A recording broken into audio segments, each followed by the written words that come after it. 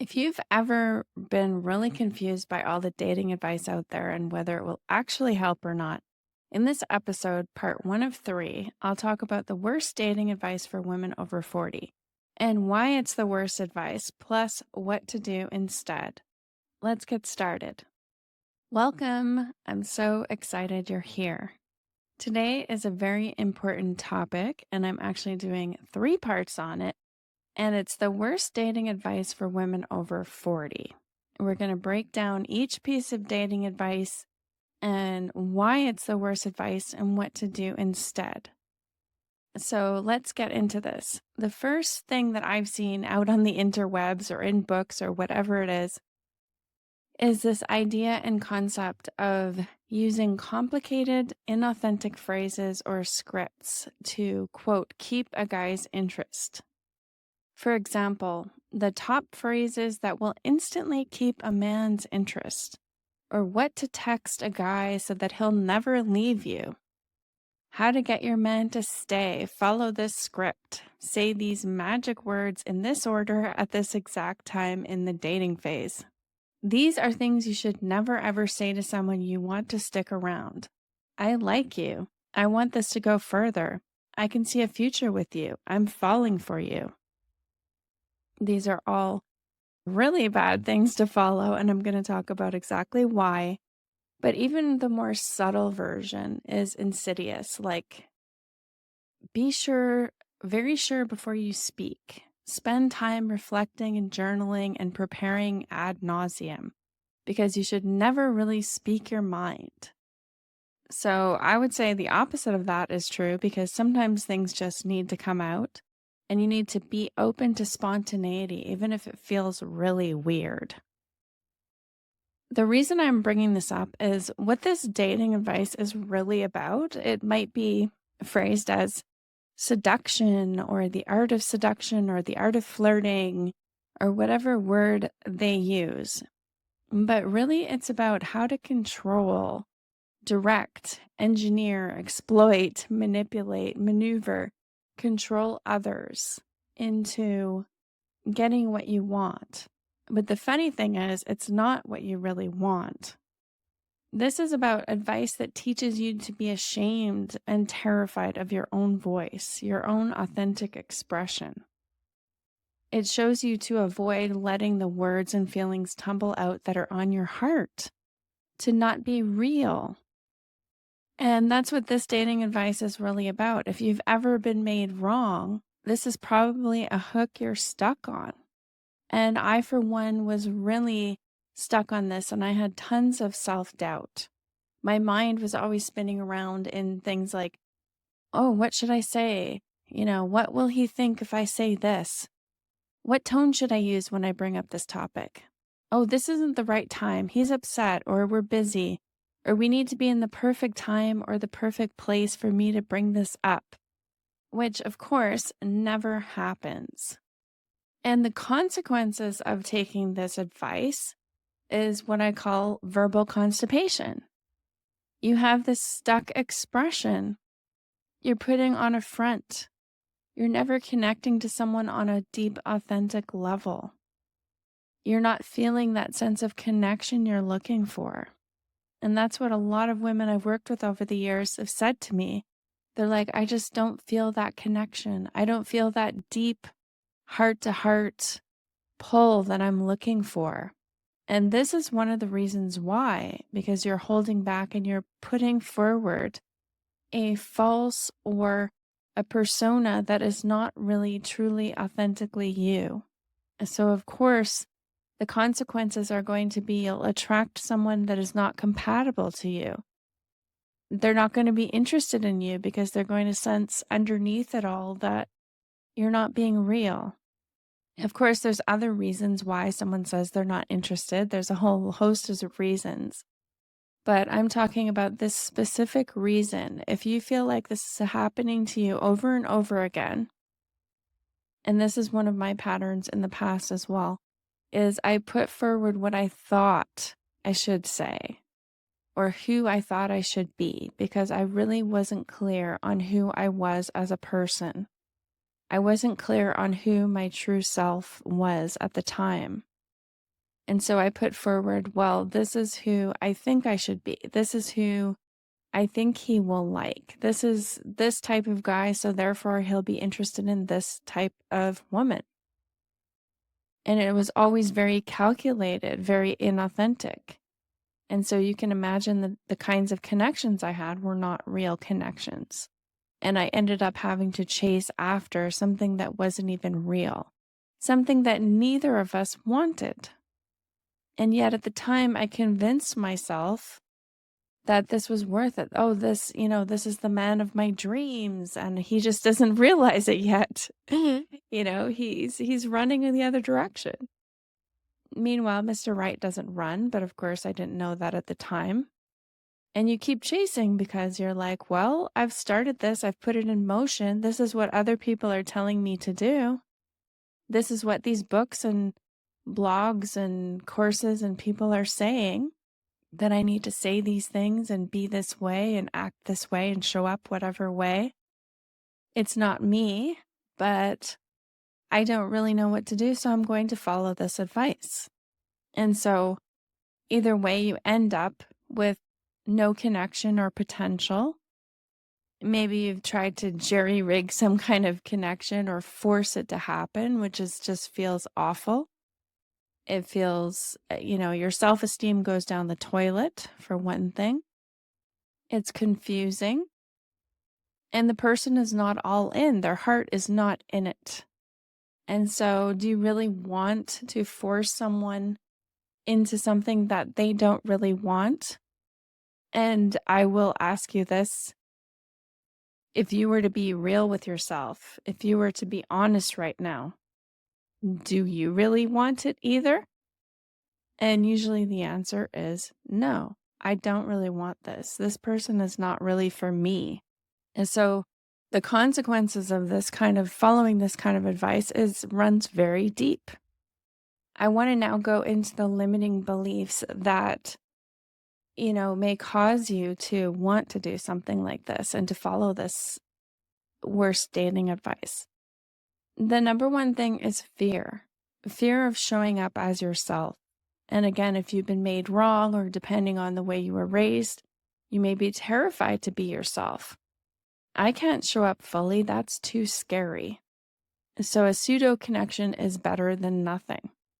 The second type of limiting belief that can cause people to follow this advice, I'm too much. I'll be rejected for the real me. So I'll put up a persona of myself and try to make it work because that's, again, better than nothing. A lot of women I've worked with have felt that they are too much, that their needs and wants and desires are just over the top. And I will say that that's just based on the beliefs or what they've been told about themselves. It's an identity that they've taken on, that they're too much. It's not true. Their needs and wants and desires are perfectly normal, but they have been told that that's too much or whatever it is. And so I think, oh no, I can't fully open up to what I need or what I want. So I'm going to just follow this script or, these phrases, and it'll be easier that way. The third limiting belief, which is probably the most devastating one, is women thinking the right person for me doesn't exist. The right person isn't out there for me. And this is more common than you may think. I have heard this a lot over the years as a coach, a love coach.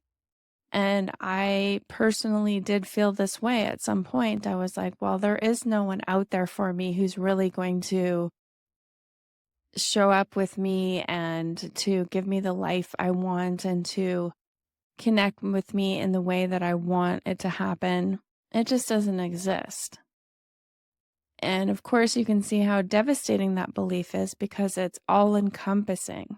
And if you believe that, if you say to yourself, oh, since real love is for other people, it's not for me, I'll just make it work with whoever comes my way.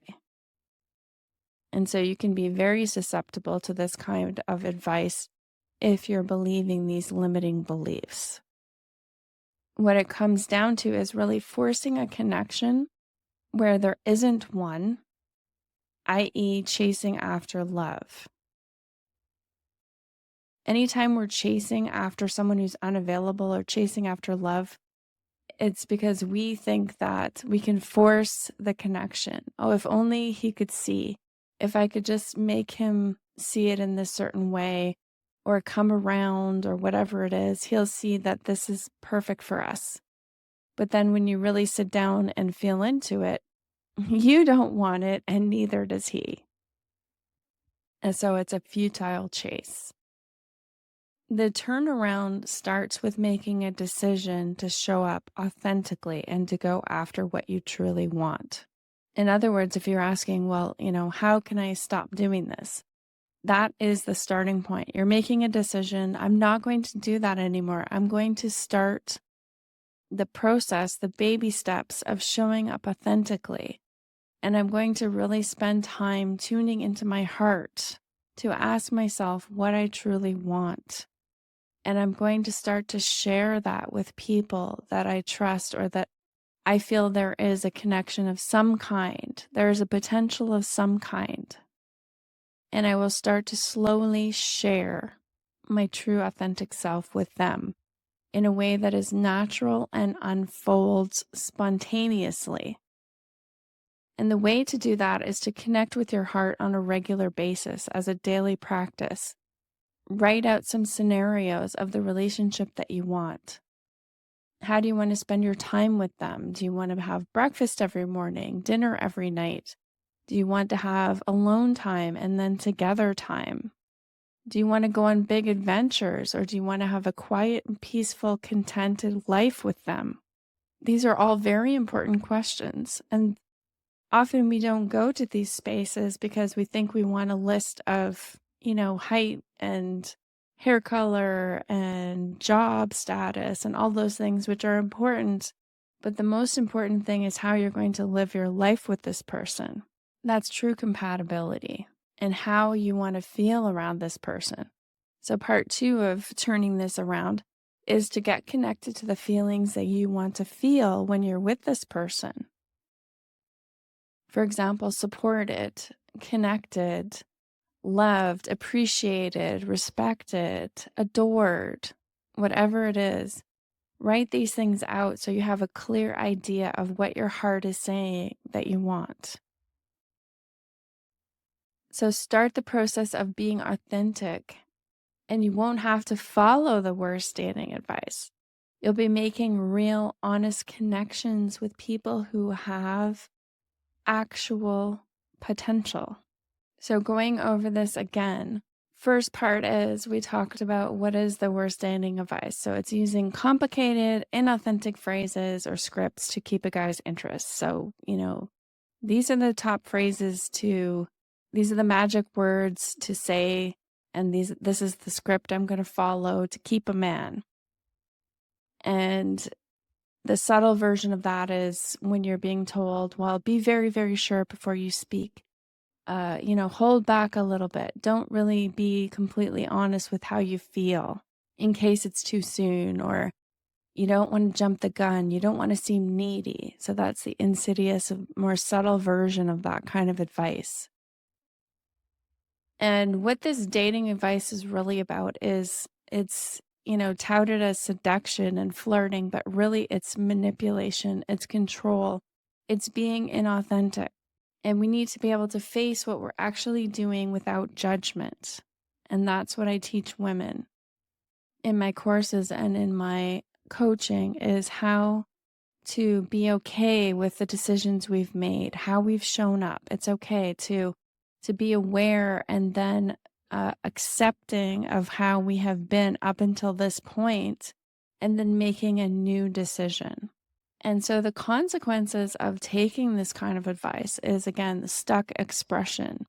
You're putting on a front. You're not being authentic. You're not feeling a sense of connection, and you're not connecting with anyone in a potential, in a way that it has actual potential. You're connecting with people who are not compatible with you, who do not feel that connection, and you do not feel the connection with them because you're not showing up in a certain way. And for whatever reason, the other person isn't showing up either. And then we've got our limiting beliefs that can cause, this dating advice to seem appealing, and that is the fear of showing up authentically, the fear of showing up fully, the feeling of I'm too much, I'm going to be rejected for the real me, so I'd rather put on a persona and try to make it work. And the right person just isn't out there for me. Since real love is for other people, I'll just make it work with whoever comes my way. And the theme for all these limiting beliefs is forcing a connection when there isn't one, chasing after love, which leads nowhere. So the turnaround, again, is making a decision to show up authentically, connecting with your heart and writing out your scenarios and feelings of the relationship that you truly want, and starting that process of being authentic and moving towards those honest, real connections. And you won't have to follow this kind of advice anymore. Next week, I'll be doing part 2 of the worst dating advice for women over 40, and you don't want to miss it. Remember, love is closer than you think.